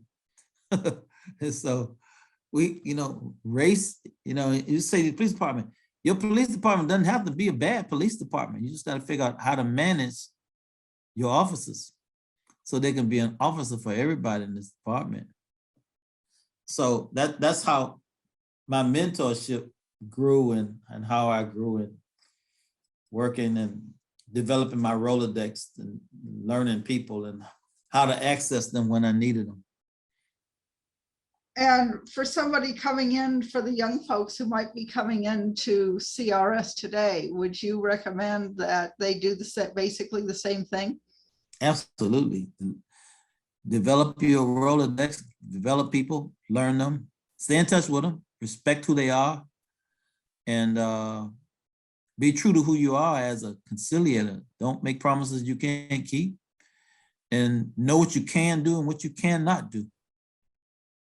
And I think that's key. Know what you can do and what you cannot do. Okay. Yeah, absolutely. I realize we're over 2 hours. I just have 2 more minutes. One is, do you have any written accounts or any publications about your work? About my work. I have to just dig it up and look, because most of that belongs to CRS, I would guess, but I will look to see. Yeah, if you have any, we'd be interested in seeing them. Okay. And the last question is, can you think of any questions that I haven't asked that I should have, or any other thing that you're thinking, gee, I wish I would have told them about that? I always loved going to Selma. When I went to Selma, I really got a connection with civil rights, and it was always a tearful experience to go to Selma. My first Selma was in 85, 86, and I almost got killed in Selma. Wow. Because they had a pipe bomb. They found a pipe bomb on the road on the march. Because what happens is, after the commemorative celebration activities at the church, they would then march from Selma to Montgomery. They would actually march from Selma to Montgomery, which was a 45, almost 50-mile march. And they would do it over a few days. And we would march with them. The threat assessment showed that there was some concern for the marchers. So they would march about 10 miles, 8 to 10 miles a day and stop, go back to the hotels and then come back the next day and pick up where they left off the next day. So the second day, they would do a bomb sweep with the dogs. And then somebody planted a pipe bomb that they didn't see. Oh, And we kicked it over with a paper bag, and there it was. And it didn't go off. well, Yeah, day 2 of the march. And that was really scary. It was Bob Inslee's case. Bob Inslee, he was the senior man in the region. Bob is an old timer. And so it took about 4 days to get that march. So you go 10, like I said, 5, 10 miles. Then you stop. Then along the way, there are markers like Viola Liaison, a memorial, which is a white woman who was killed taking voter to register. She was killed. And then you go to elementary school, and Reverend Lauer and some of the people would come and teach classes, and they would bring kids from the school to the school and other people, and he would have a class on the Civil Rights March and stuff. Then you'd march a little bit further, and then you stop on the side of the road, and then they sing civil rights songs and stuff. Then you'd march a little further. And then at the end of the day, you'd go back to the hotel and then come back the next day and pick up where you left off the next day. And then you get, at the end of the week, then you go to the Capitol, and then you have a big speech, and then that would be it. It took about 4 days to get there. That's how it worked. So I would always be, Selma was one of the highlights of my my work there. I'd always like going to Selma. That would be in March. I commemorate that the first weekend in March, and then always around my birthday, the Bloody Sunday, on March 5th. And so I was. Happen multiple years. Huh? Was this multiple years? Yeah. They would do that every year. But I would always love going to Selma to do that. And then, over the years, then they would have the bigger celebrations, the 25th, the 45th, 50th. And I would love going to those. The commemorative events over in at the Lorraine Motel also, they would march to commemorate Dr. King's assassination at the Lorraine Motel, and I would go there. The thing about the Lorraine Motel that was emotional also is because my mentor, Ozell Sutton, was there on assignment when Dr. King was killed, and he was in one of the rooms doing that tragic situation. And Sierra's had a display at the hotel, an oral history display. We had set up for several years at the motel. They've changed it out now. It's not there anymore, but it had an oral history of CRS and our work. Oh. And I was on that reel, and Ozell was on that reel, Freddie Crawford and several others about CRS and who we were. Do you have any idea what happened to that? I think it's in the archive somewhere at the museum, or they gave it back to CRS. I'm not sure. We need to talk to Antoinette and see did they ever give it back to us, because we went to Lorraine to get it because they changed the exhibits. So I don't know if it's still there, but that's a good question to ask. Did we ever get it back? I'll talk to Antoinette and see if it's still there, or did we get it? It would certainly be interesting if that were still available. Yeah. Okay. I'll ask her, did we ever get that reel back from the Lorraine Motel? And if it's at CRS now, I kind of doubt they let us have at it, but it would certainly be something interesting to see, or conceivably even to post if we could get permission to do that. Yeah, well, I can see if we can get it. I mean, it's still our property. We loaned it to them, this show. I think that's it. Those are two things I wanted to make sure I mentioned to you, the marches, the riots in Miami. I think, we covered a little bit about that, but, and we talked about Mandela, Yeah, Elion, Trayvon Martin, Forsyth, Aristide. I think that's it. all right. Well, I really appreciate your taking the time to do this, and I'm sorry that we had the technical issues that we did, but I'm glad we made it. We good. And I will share these videos with you shortly. Okay. And then we'll keep you up to date on what next steps are. I'm not even really sure. We've got to get together with Bill and find out where we go from here. But I know we're hoping to do about 20 of these interviews, and I've done 2. I think he's done 3. So we have quite a few left to do. Are there any other employees that you need to find that you want to find? That I don't know. Bill and Graham Bloom are kind of in charge of recruiting people. Okay. And I will mention to Bill that you're available to help if we need help finding people. All right, because the general counsel, the first general counsel, I know where she is, Gail Paget. She's in Bradenton, Florida, and she's still alive. She was general counsel for CRS. Yeah, when I first was hired at CRS. Oh, that might be, we hadn't even talked about talking to somebody in that role, but that might be really interesting. Right. And let me. Her name is Gail Paget. Gail Paget. She knew Wallace Warfield and Gil Pompa, Ermelina Pompa, all of that family. Okay. What's his name? Who wrote the book? Oh yeah. I know who you're talking about. Bert Levin. She knew Bert and all of them. Yeah, that's right. Okay. All right. Well, she might be a really interesting person to talk to. So Yeah. Do you happen to have her contact information, or do you? No, I just have to text her and let me see. I don't know if I got her number, but I know how to reach her. Okay, well, we might ask you to do an introduction for us a lot the same way that Bill did the introduction of me to you.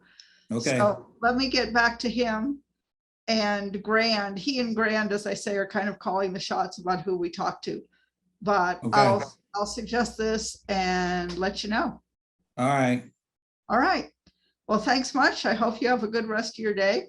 All right. You take care. All right. You too. Bye-bye. Bye-bye. Bye.